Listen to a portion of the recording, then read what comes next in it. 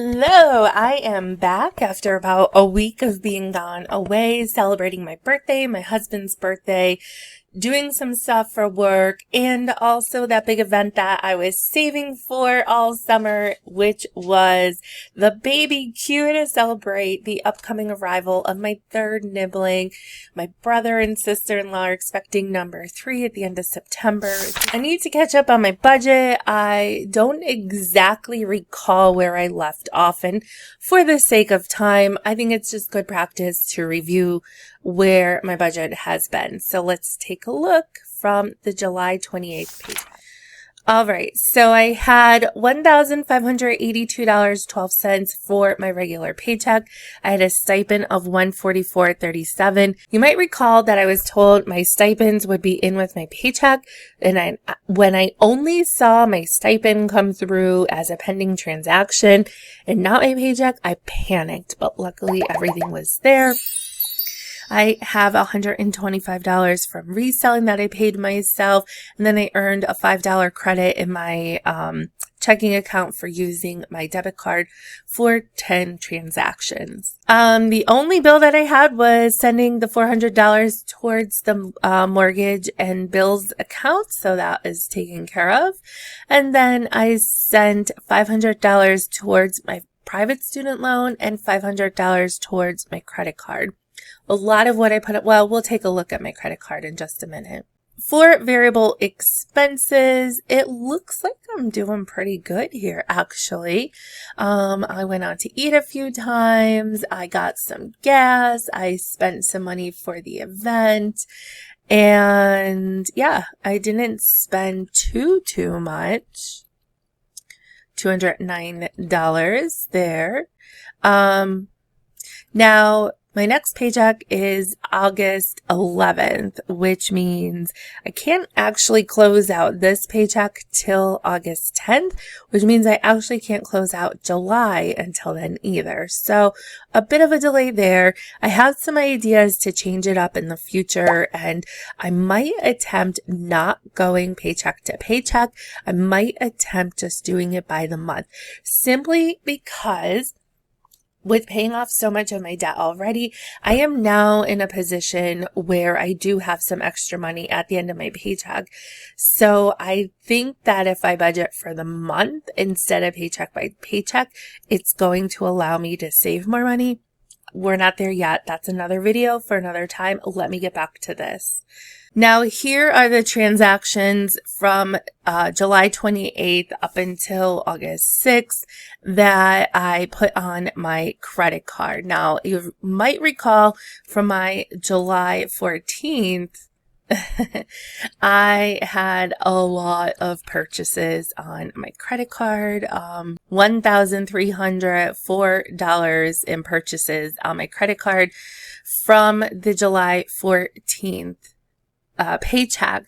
Now, a bunch of that was trying to find a dress to wear to the baby shower. I wanted something in blue, but then I went crazy and bought a whole bunch of stuff and ended up returning it. So, let me think. This was in New York.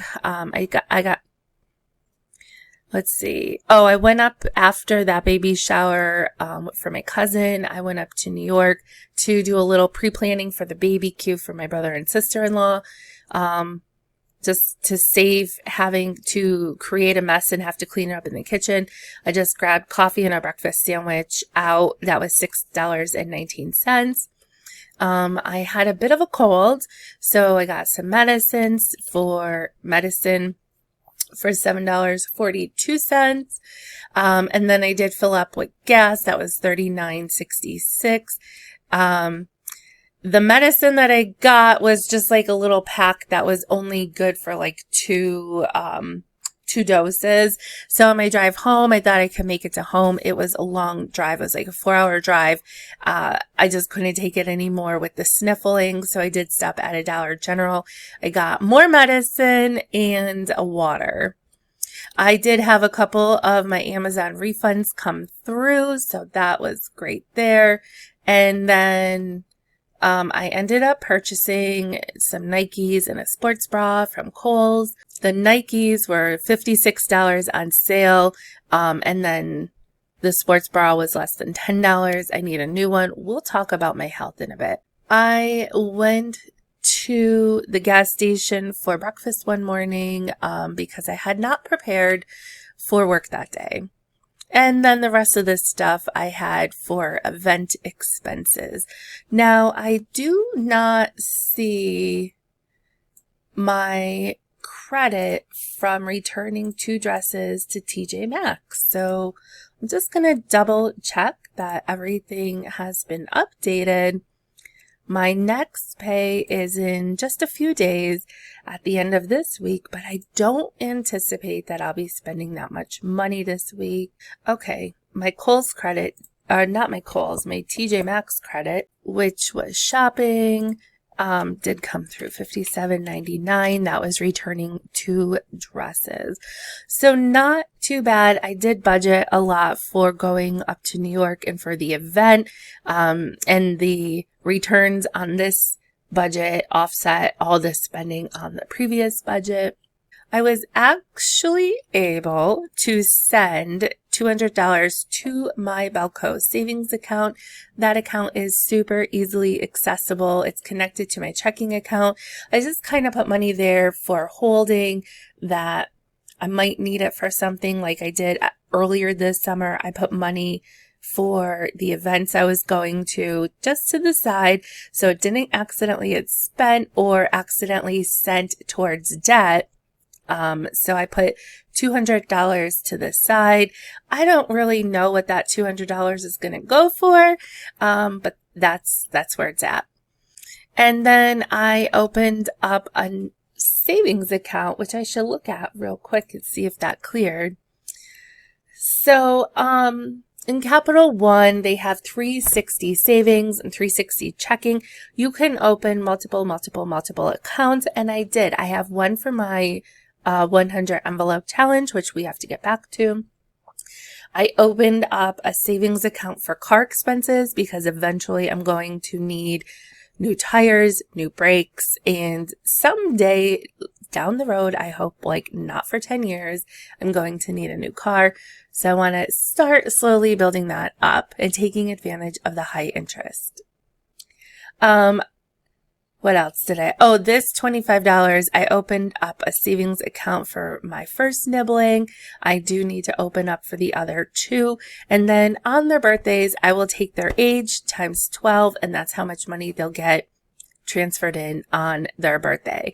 I might randomly give them a little bit more money, but transferring to my Capital One account is a minimum of $25. So the kids aren't 25 yet. So my niece is 3. So the minimum is 25 to transfer. So on her birthday, 3 times 12, 36. So she would get $36 on her birthday, which I have not done yet. Anyway, that's what that $25 is right there. Now, the other thing that I have done while we're doing some updating is, you might recall when I was I think this is when I was trying to pay off my car, I took all the money out of my savings account. I had my 100 envelope challenge account, which was Capital One 100 envelope. I had taken out, I can actually look at it. I think it was, so from my 100 envelope savings account, I did take out $190. I used that to help pay off my car, I think it was, or one of my other debts. I can't recall at the moment specifically what it was for, but I need to replenish that. So I did put $190 back into it. Now, this is probably going to make me go into the negative when we do my review, but I did have a bit of a buffer from the previous paycheck.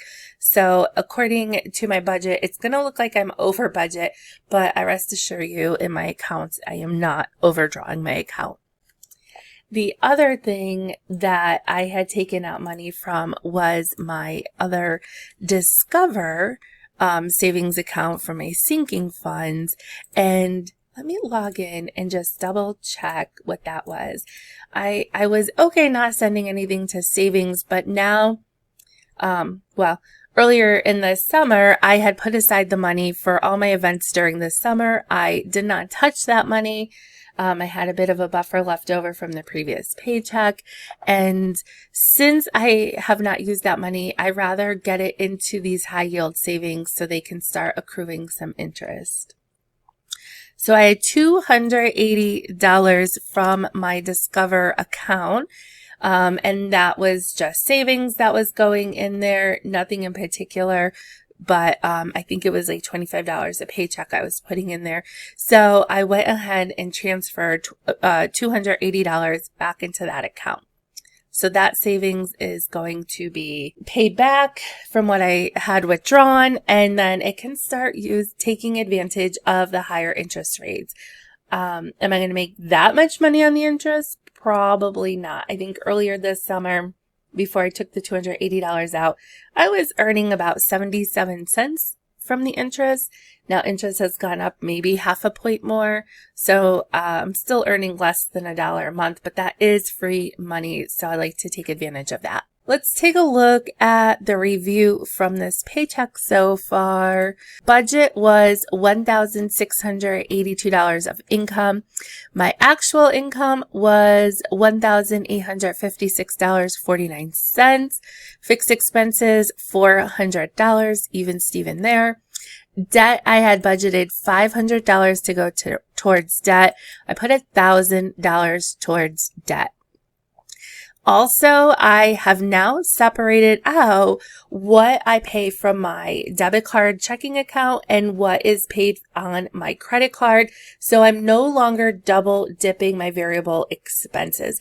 I still want to track what I'm spending on my credit card, but I don't want it to count towards my budget until I make the payment on my credit card. That will be considered debt, and that's just what's working for me. Savings, I wasn't going to send anything to savings. I ended up sending $695 towards savings. And yes, that's going to put me into the negative, but I had it sitting in my checking account with my buffer. I still want to count my buffer as income. And then my variable expenses, I have budgeted $596. I'm at $209.07 thus far. So it does look like I'm over budget. I think I do this all the time, but that is where the buffer comes into play. And I still have some money left in my checking account as a buffer. I just don't really add it in as income. This is where I'm at so far from the July 28th paycheck. I think that's great. Later this week, I will close this out with any other spending that comes through, although there really shouldn't be much. And then we can close out July.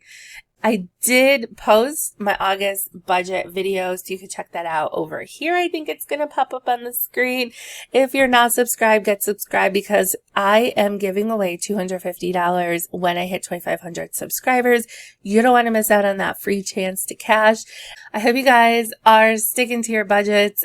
Summer is winding down. I never prepare for back to school till after my husband's birthday, and that day has come. So sad, but also energized about the new school year coming up. I also need to I have a lot of videos I'm working on for you guys, trying to get them out as I can. I should get back on my regular schedule now, so you can expect that Monday, Wednesday, Friday. And I will see you guys soon. Bye.